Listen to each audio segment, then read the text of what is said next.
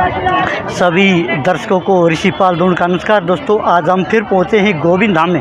आज बहुत बड़ा सत्संग है और उस सत्संग की जो पूरी रूपरेखा है वो भी सुनाएंगे। आप सबके अंदर विराजमान परमपिता परमेश्वर को मेरा प्रणाम। आज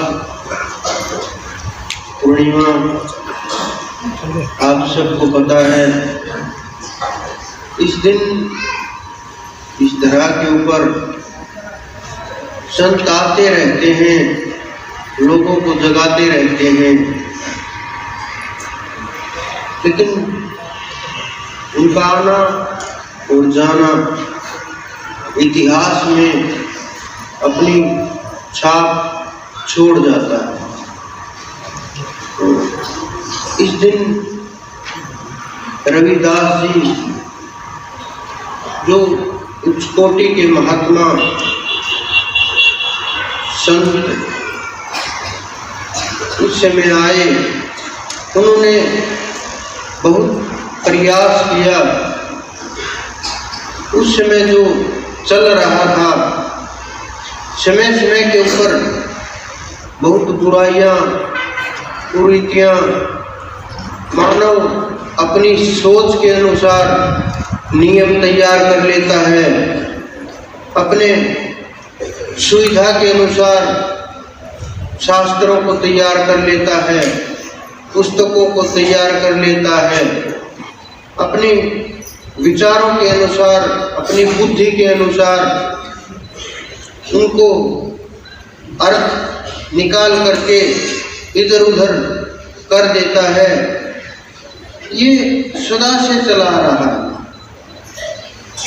जो ये लोग आजकल एक बात और चली हुई है कि सनातन के ऊपर खतरा चल रहा है, सनातन खत्म हो जाएगा, सनातन एक नहीं हुआ तो मिट जाएगा। बहुत प्रकार के अपने अपनी तरह से तर्क दे रहे हैं लोग। ये पहली बार नहीं हुआ है।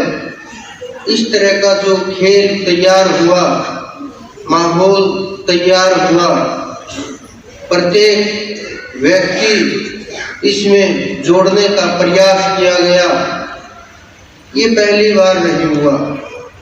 ये जब कबीरदास जी आए तब भी यही माहौल उत्पन्न हुआ, क्योंकि उन्होंने बहुत चीजें उखाड़ करके, खोज करके, अनुभव के साथ, साक्ष्य के साथ प्रस्तुत किया सब कुछ, और उन्होंने पाखंड को तोड़ने का प्रयास किया।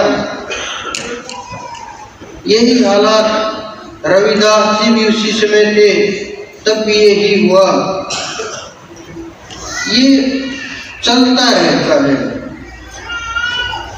समय के साथ, परिस्थिति के साथ। जब स्वामी दयानंद जी आए तभी यही हालात हुए थे कि सनातन खतरे में आ जाएगा, कोई मान नहीं रहा, समझ नहीं रहा, और हमारे जो बनाया हुआ सर्कल बना देते हैं घेरा, जो सैकड़ों वर्षों में बहुत मजबूत हो जाता है और एक एक तार रस्सी का रूप ले लेता है, और फिर इस मानव को बड़ा पिरो करके बांधा जाता है।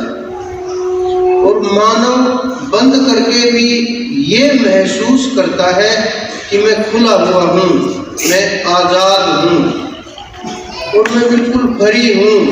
मानव फ्री नहीं होता और खुला भी नहीं होता, क्योंकि मानव विचार से निर्मित है। विचारों को ही बांध दिया जाएगा, विचारों को ही प्रभावित कर दिया जाएगा, विचारों को ही तोड़ मरोड़ दिया जाएगा, तो फिर मानव का जो सार आत्मा है वहाँ का रास्ता रुक जाएगा। तो हमारे जितने भी संत महात्मा हुए, उनसे पहले भी कोई भी जब भी आए, हर पल विरोध हुआ, हर पल उनको कुछ न कुछ बोला गया, प्रयास किया गया और दबाने के लिए शास्त्रार्थ, उस समय गाड़ियां भर भर के पुस्तकें चलती थी, शास्त्रार्थ किए जाते थे।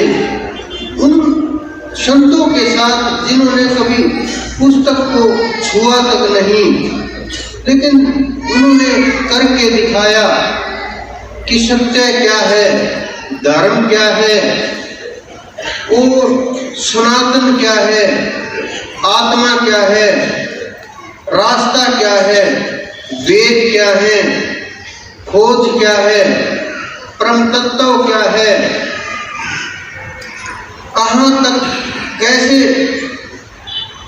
रास्ता निकाला जाए, किसके पास रास्ता है, मंजिल क्या है जीव की, किसकी कितनी स्थिति है, क्या चढ़ाई है, कितनी पहुंच है, कैसे चला जाए, किस प्रकार से वहां पहुंचा जा सकता है, क्या विधियां हैं, कौन सी पद्धति है, कैसे वहां तक चढ़ाई की जा सके, कैसे समय को पाया जा सके। इन सवालों के जो उत्तर दिए वो हमारे संतों ने, हमारे महापुरुषों ने की और धर्मगुरुओं की भाषा पकड़ नहीं पाते, शब्दों को पकड़ नहीं पाते, शब्दों का खेल समझ नहीं पाते, उसी के अनुसार वार्तालाप होने लगती है, उन्हीं विषयों की चर्चा होने लगती है, उसी के बारे में पक्ष विपक्ष में खड़े होकर के हम शामिल हो जाते हैं, लेकिन हम उस तत्व को गहरे से अनुभव नहीं कर पाते। हम ये निर्णय भी नहीं ले पाते कि ये गुरु हैं या धर्म गुरु हैं, क्योंकि जीवों को जगा करके परमात्मा का मार्ग दिखाना, उनका हाथ पकड़ करके उस सच्चे बादशाह तक, परमेश्वर तक ले करके जाना, और धर्म गुरुओं का काम समाज की हैं और उसके अंदर काट छांट करके और अपने लाभ के लिए उन शब्दों का उपयोग करना है और लोगों तक अपने संदेश पहुंचाने होते हैं। ये सब एक खेल की तरह से है और हम उस खेलना चाहते हुए भी, बिना सोचे हुए भी और बिना कहीं जाए आए हुए भी हम उसमें कहीं न कहीं किसी न किसी प्रकार से तो ये फैसला निर्णय करना बड़ा मुश्किल हो जाता है। इतना अंदर से अहंकार पैदा कर देते हैं, इतनी बड़ी दरार पैदा कर देते हैं जीवों के अंदर, जैसे हम तो वहाँ परमात्मा के पैदा होती है, इस प्रकार के विचार उत्पन्न होते हैं। जैसे हमें तो ब्रह्मा जी ने पैदा किया, उन्होंने किसी को देने के लिए, मन के साथ खेलने के लिए, वो खुद के लाभ के लिए ये इस प्रकार के विचार पैदा करते रहते हैं और इन विचारों से व्यक्ति खोज कर पाता और ध्यान के लिए न समय निकाल पाता, न सही गलत करने को लड़ाया जाता है, फिर जाति के ऊपर बांट दिया जाता है, फिर स्त्री पुरुष के ऊपर बांट दिया जाता है, फिर छोटा और फिर ध्यान के ऊपर अपने अनुसार ही उन निर्णयों के फैसले आने लगते हैं। फिर खेल शुरू होता है राजनीति का। जो शिकारी है वो लोग खेलते रहते हैं, ये बड़ी प्लानिंग के साथ सब कुछ किया जाता है, एक एक कदम सोच सोच करके प्लान किया जाता है, बड़ी मजबूत टीम के साथ सब कुछ बोला जाता है और तैयार किया जाता है सब कुछ। तो जो ध्यान का विषय है वो अलग विषय है, जो गुरु का विषय उन्होंने थोड़ा सा भेद पैदा कर दिया। धर्म का अर्थ ये नहीं मजहबों को धर्म मान लेना, ये धर्म नहीं है। धर्म प्रकृति के साथ जुड़ा हुआ है। धर्म परमात्मा के अंदर घुस करके देखेंगे। ढेर सारे पुष्पों को तैयार करके एक टोकरी में इकट्ठा करके अपने साथ ले जाते हैं परमात्मा के चरणों तक। ऐसे संत महात्मा अवतारों से हमारा कभी ये धरा खाली नहीं हुई, न कभी होगी।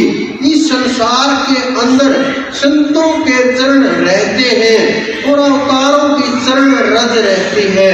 तो उसी के सहारे जो वाइब्रेशन होती है, उसी के सहारे जो ये पवित्रता होती है, उसी का जो ये तेज होता है, उन्हीं का प्रभाव होता है और उन्हीं का जो ये आभा मंडल होता है वो बहुत दूर तक प्रभाव करता है। विचारों को भी प्रभावित करता है, जीवन शैली को भी प्रभावित करता है, मन को भी प्रभावित करता है और हर चीज के ऊपर इफेक्ट करती है वो चीजें। क्योंकि उन्होंने जो साधना की है, उन्होंने जो साध लिया, उनके पास जो परम की ताकत है, उनके पास जो परम तत्वों की ताकत है। क्योंकि प्रत्येक जिस प्रकार से आप ये देखिए कि आपके पास फोन होगा, कुछ लोगों के पास गाड़ियां होंगी, रोबोट देखे होंगे, लैपटॉप देखे होंगे। आजकल तो ये सब चीजें हाजिर है, आप सब लोगों के पास होंगी। उनको किसी न किसी समय पर अपडेट किया जाता है कि उनको अपडेट कर दिया गया, नया वर्जन आ गया। तो ये कहाँ से आती हैं ये चीजें, कैसे पता लगती हैं? क्या बस वही अपडेट होती है? क्या बस वही चीजें हैं जो ऊपर उठती हैं, नया वर्जन आता है? परमात्मा ने, प्रकृति ने कब से ये चीजें की हैं? विचार कीजिए आप लोग कि प्रकृति ने ऐसा नियम तैयार किया है, प्रकृति ने ऐसा खेल रचा है कि मानव को हर रोज प्रकृति अपडेट करती रहती है। मानव को पता भी नहीं चलता कि अपडेट हो गए, क्यों, क्या, कैसा व्यवहार है। तो हर रोज 24 घंटे के अंदर जब आप गहरी निंद्रा के अंदर होते हो, 2 से 4 मिनट के लिए ऐसा समय होता है जब सारे की सारी जो इलेक्ट्रॉन तरंगे जो मन से बुद्धि तक जो संदेश पहुंचाती हैं, मन से बुद्धि तक जो संदेश जाता है, 1 सेकंड के अंदर 3 संदेश पहुंचाते हैं। इतनी गति होती है संदेश पहुंचाने की। तो जो ये संदेश पहुंचते हैं ये रोक दिए जाते हैं। गहरी निंद्रा के अंदर जब होते हो, 2 से 4 मिनट का ऐसा समय होता है कि आपको कुछ भी पता नहीं होता। आप जी रहे हो, मर रहे हो, सांस चल रहा है, सो रहे हो, जाग रहे हो, कोई शरीर का दर्द, कष्ट कुछ भी अनुभव नहीं होता। चाहे कितनी भी पीड़ा हो, कितना भी दर्द हो, कितना भी कष्ट हो, कोई भी परेशानी हो, कितनी भी टेंशन हो, कितने भी विचार दूषित हो, कैसे भी हालात हो, कैसा भी शरीर हो, किसी भी प्रकार की समस्या हो, ऐसा समय 2 से 4 मिनट का जरूर आ जाता है जब मानव का मस्तिष्क बिल्कुल शून्य में पहुंच जाता है। और उस शून्य के अंदर जो समय होता है वो एकदम से रिफ्रेश हो जाता है और एकदम से जब उठते हो आपको महसूस होता है हाँ कुछ अलग सा है, एनर्जी सी महसूस होती है। वो क्यों होती है? क्योंकि तरंगों को, इलेक्ट्रॉन मैग्नेटिक तरंगों को रोक दिया जाता है। आप ये समझो जो संदेश पहुंच रहे हैं, जो एनर्जी लग रही है, जो एनर्जी चल रही है, दिमाग का हिस्सा बहुत छोटा होता है, ज्यादा बड़ा नहीं होता, बहुत छोटा। इस शरीर का भार जितना भी है उस शरीर के भार से लगभग 2 से 2.5% ही होता है मस्तिष्क। लेकिन वो एनर्जी कितनी वेस्ट करता है?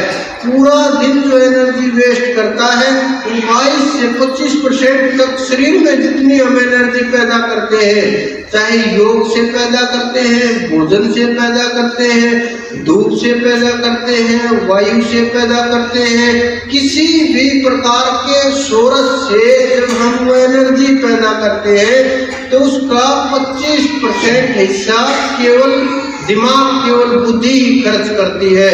और अगर इतना बड़ा हिस्सा हम रोक दे खर्च होने के लिए तो कितनी एनर्जी इकट्ठा हो जाएगी, तो उसका कितना प्रभाव होगा। इसीलिए संत महात्माओं के चेहरे के ऊपर तेज नजर आता है, वो अलग से दिखाई देने लगते हैं, अलग से उनका प्रभाव नजर आने लगता है, शब्द के अंदर ताकत पैदा हो जाती है और नाम के अंदर जो दौलत का संबंध है। लेकिन हम तो मानव का ही संबंध नहीं मानते, जीवों का संबंध कैसे मानेंगे। 84 लाख जितनी भी योनियां हैं, ये समझो सबका सबके साथ इतना गहरा तालमेल है कि कभी ये आत्मा कोई रूप धारण करती है, कभी आत्मा किसी शरीर में चली जाती है, कभी आत्मा किसी योनि के अंदर चली जाती है। तो जो शरीर बदले जाते हैं, लेकिन आत्मा वही रहती है और आत्मा परमात्मा का अंश है। तो इस कारण से सबकी सब आत्माएं संबंध है कि आत्मा इतनी गहराई के साथ उनका मेल मिलाप हो गया है। लेकिन हम प्रकृति के इस रहस्य को ना जान करके मन माने आचरण करते रहते हैं, एक दूसरे को छोटी छोटी वस्तुओं के लिए मारते रहते हैं।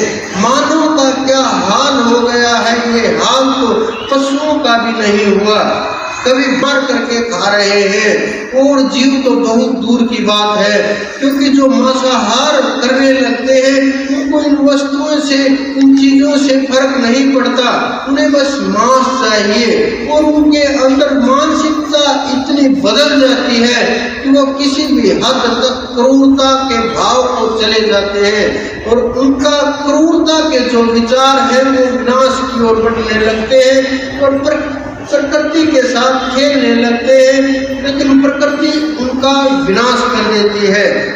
हम ये चाहें कि हम प्रकृति को अपने अनुसार चलाएंगे, नहीं, जीवन खत्म हो जाएगा, शरीर खत्म हो जाएगा, मानव की सभ्यता खत्म हो जाएगी, लेकिन हम प्रकृति को अपने अनुसार नहीं चला सकते।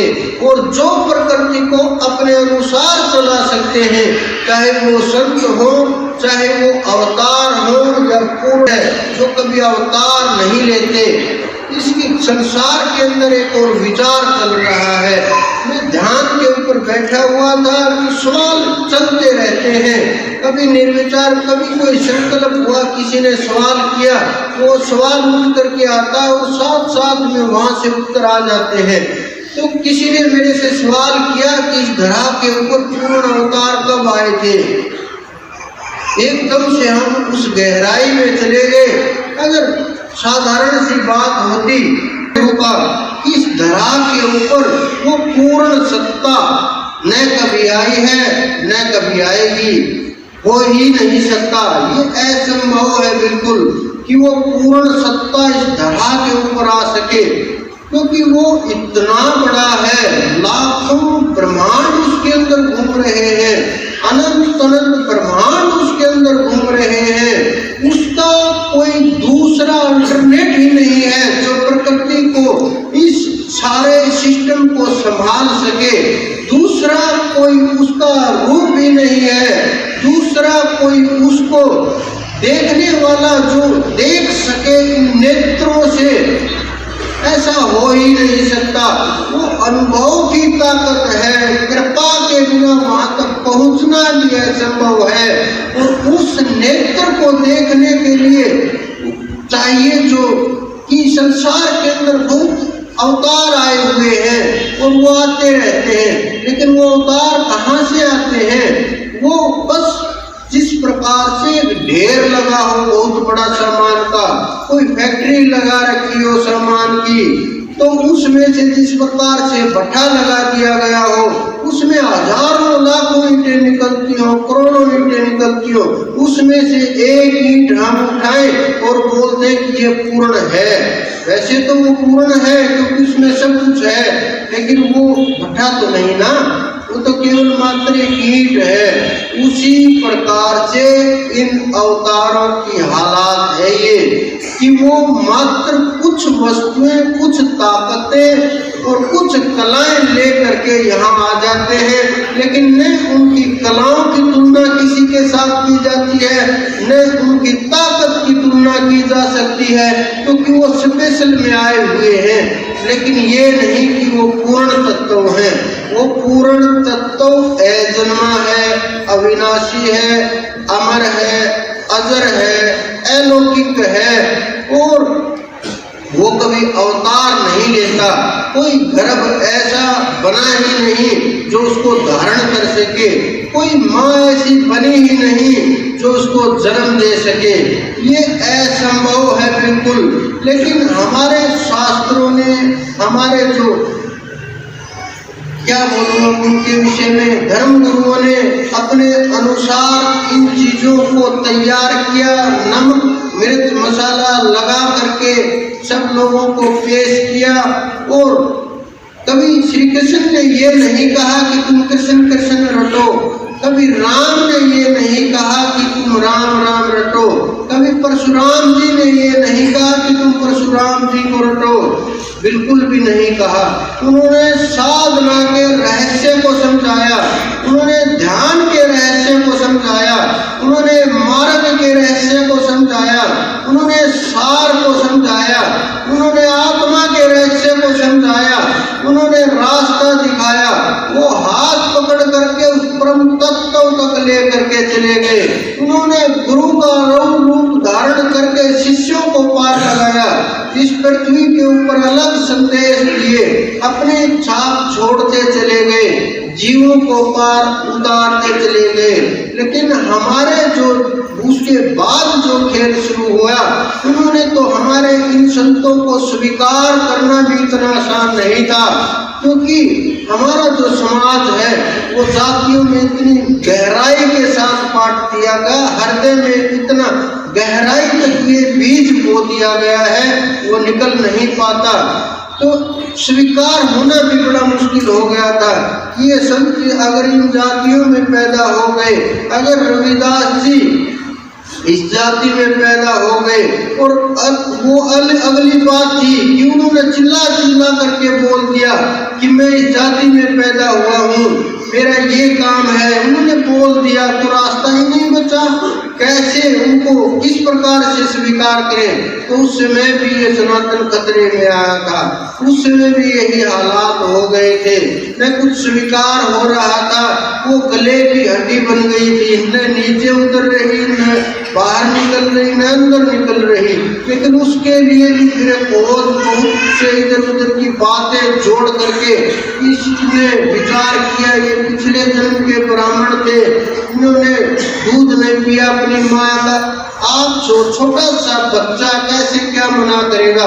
लेकिन सब ने अपने तर्क वितर्क दे करके कुछ न कुछ हार बना करके थोड़ा सा हल्का सा स्वीकार कर लिया, बस इतना सा ही हो पाया।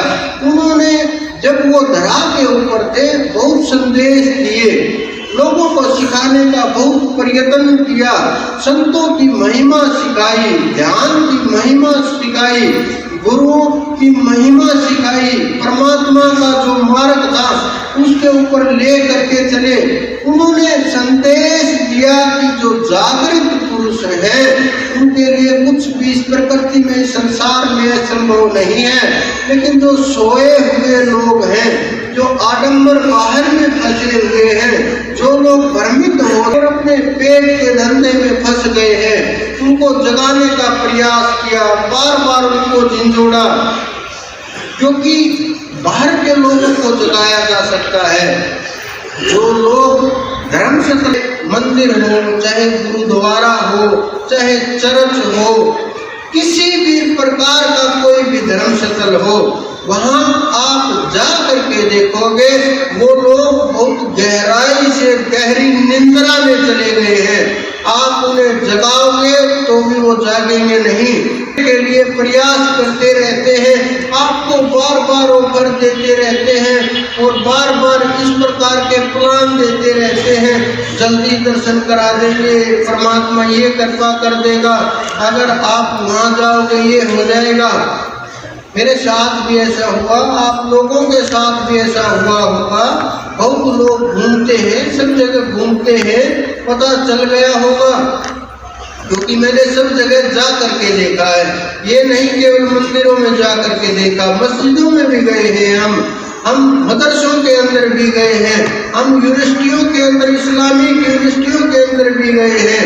हमने जा करके देखा, जो नजर आया वो ये नजर आया कि वो लोग इतना गहराई से सो गए हैं। उन्हें आप लोग जगाने का प्रयास करें, समझाने का प्रयास करें, परमात्मा के मार्ग पर चलाने का प्रयास करें, वो आप लोगों को ही बेवकूफ समझने लगते हैं, क्योंकि वो ये मानते हैं कि नहीं हम श्रेष्ठ हैं, हमें सब कुछ पता है, हमें ज्ञान है कि ये मूर्ति जो रखी हुई है, जो ये मजार बना दी गई है, यही श्रेष्ठ है। इससे आगे न कोई दुनिया है, न कोई परमात्मा है, न कोई ज्ञान है, न कोई ब्रह्म है, और बस यही जो कुछ है, यही घर चलाने का जरिया है, यही जीवन चलाने का जरिया है, यही अरदास लगाने का जरिया है, ये वही बात है। मियाँ की दौड़ मस्जिद तक, तो उनकी दौड़ केवल वहीं तक होती है, लेकिन वो इस बात से अनजान होते हैं कि परमात्मा नाम की ताकत होती है, उसके अंदर कितनी शक्ति होती है, उसकी सत्ता कहाँ तक है। जिनको हम श्रेष्ठ मान करके बैठे हैं, जिनको हम पूर्ण मान करके बैठे हैं, वो अपना कार्य करके जा चुके हैं, और वो जो अपना कार्य जो उन्होंने करना था, जो विशेष कार्य के लिए आए थे, उन्हें अपना निपटाना था, निपटा करके कर्म किया, वापिस वहीं लौट गए, अपने आप को मिटा दिया।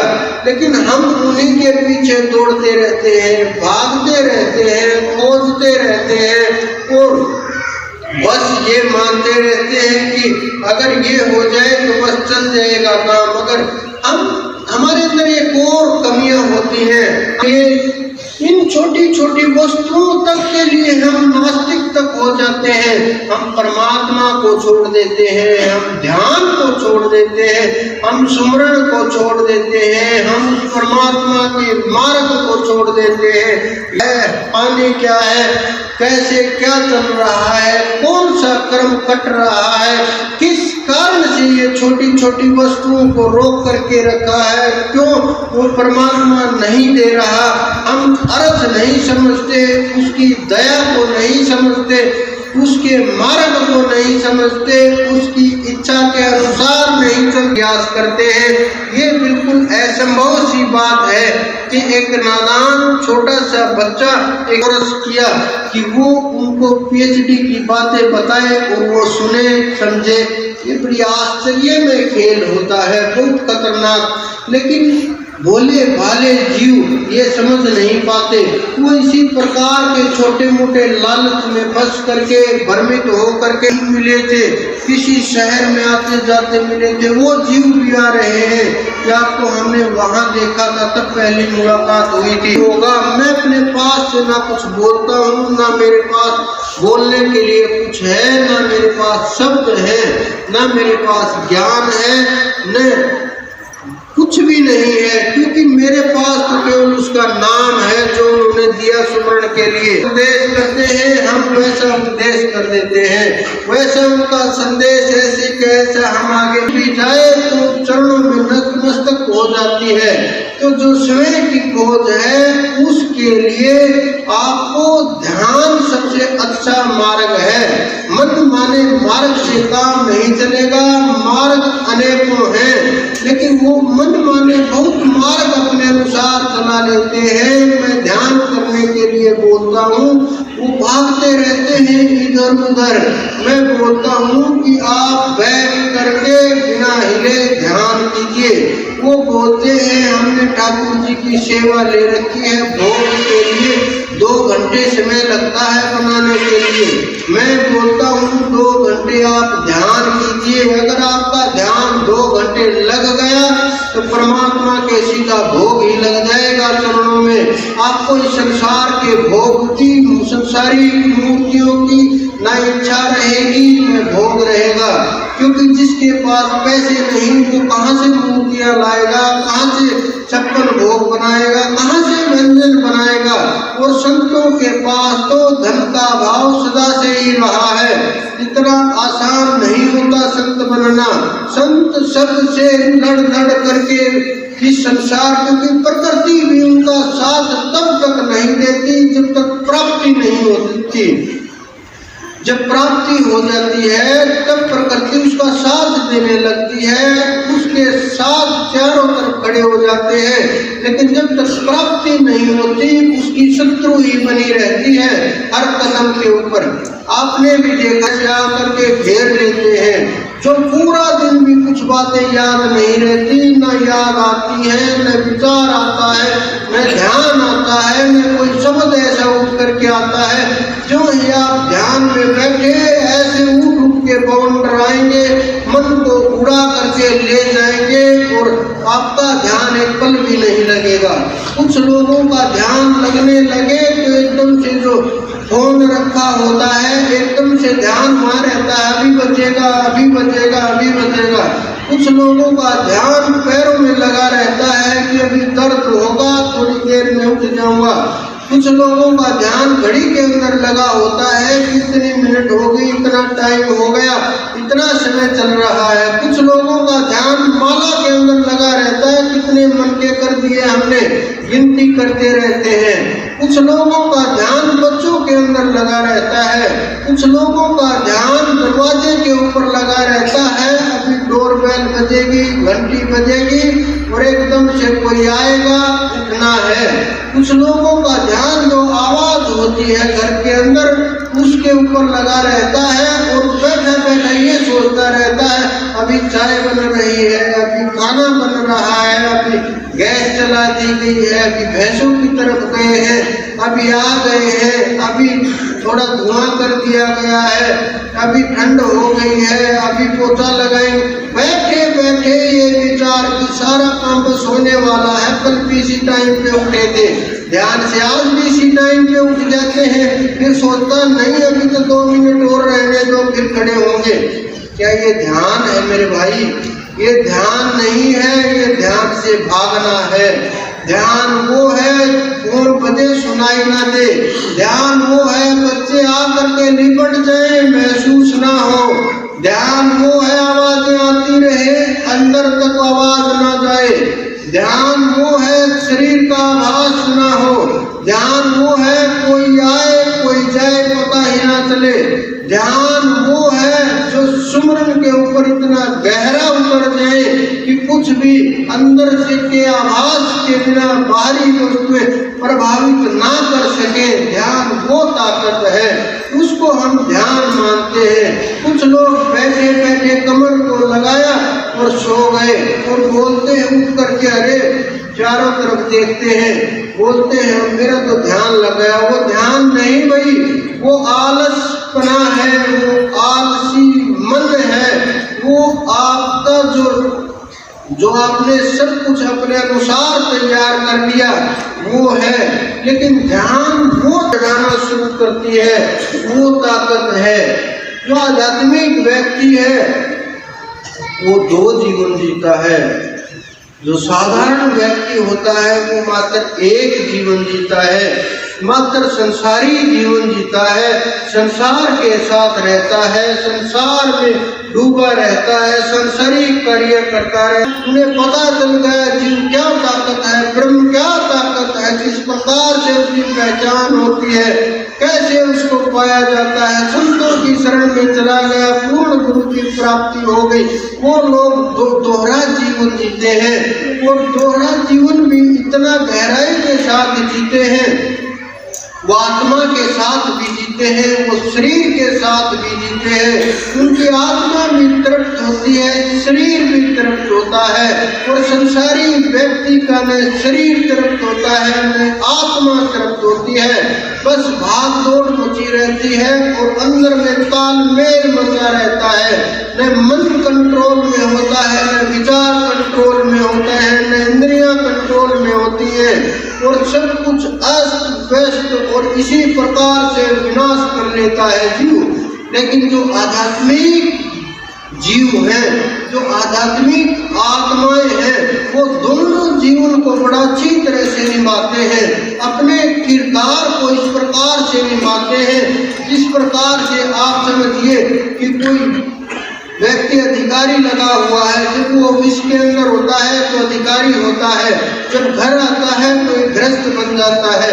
उसी प्रकार से ये आत्माएं जब ध्यान के ऊपर बैठती हैं तो आत्मा के साथ होती हैं, जागृति के साथ होती हैं, और वहां से नीचे उतर करके आए तो घर गृहस्थी में वो लोग बड़ा ही कुशल प्रकार से कार्य करते हैं और बड़ी श्रेष्ठ प्रकार से अपनी गृहस्थियां निर्वाह करते हैं। तीव्र वैराग्य, इतना तेज वैराग्य चाहिए कि अगर एक पल एक गृहस्थ में रहते हुए सब कुछ पाया जा सकता है, छोड़ करके भागना किसी कायर का काम होता है, और जो वीर होते हैं वो यही पा लेते हैं।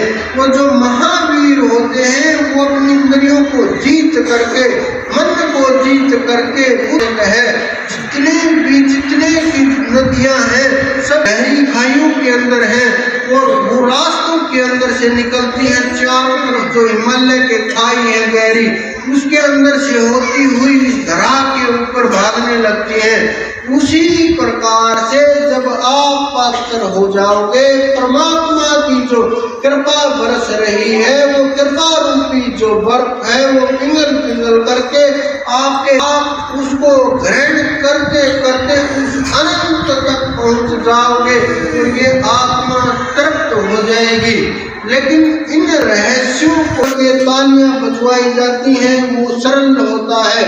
छोटे मोटे कोई संगीत में शामिल हो करके और उनका उपयोग किया जाता है, वो सरल होता है। लेकिन गहरे ध्यान को समझना, उस परम तत्व को समझना, उस